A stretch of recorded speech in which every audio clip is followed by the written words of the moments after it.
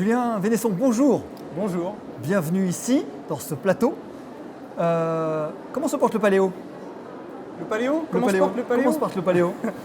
Ça se porte bien. Je crois qu'il y a une conscience générale de la part des gens qu'il y a des problèmes dans l'alimentation actuelle.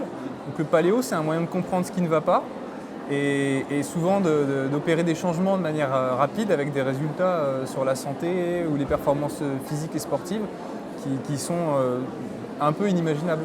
Et vous ne pensez pas que c'est un effet de mode? Ah bah forcément, la mode, un effet de mode par définition, on en parle plus. Donc c'est un effet de mode. Mais c'est un effet de mode qui est bénéfique.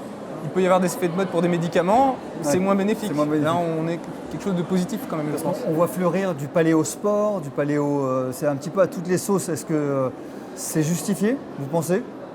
C'est pas critique? Pas totalement. J'ai écrit un livre sur le sujet donc, qui s'appelle Paléo Nutrition. Et l'alimentation paléo, c'est la même pour tout le monde. Puisque c'est l'alimentation, le principe, c'est l'alimentation des chasseurs-cueilleurs, c'est-à-dire ce qui était disponible via la chasse ou la cueillette. Donc aujourd'hui, on n'a plus exactement les mêmes aliments, mais on peut quand même respecter ce principe de base, manger des aliments simples, non transformés, qu'on pourrait chasser ou qu'on pourrait cueillir. Et puis, il y a des adaptations pour les sportifs en termes de calories, en termes d'apport glucidique, en termes d'apport protéique. Et en ce qui concerne la nature des aliments, il n'y a pas de distinction. D'accord. Depuis que vous avez sorti le bouquin sur le gluten, est-ce qu'il y a des recherches, des découvertes qui sont venues étayer vos propos?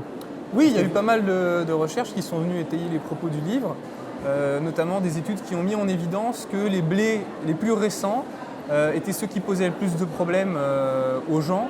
Donc c'est ce qui soutient la thèse générale du livre, qui est que ce sont les modifications génétiques faites au blé qui l'ont rendu de plus en plus toxique. Il y a aussi pas mal de recherches sur la sensibilité au gluten, qui est une maladie au gluten qui est nouvellement reconnue. Donc aujourd'hui, la recherche progresse sur sa reconnaissance. C'est pas toujours évident, mais ça avance. Voilà. Ça prend sa place quand même dans la société?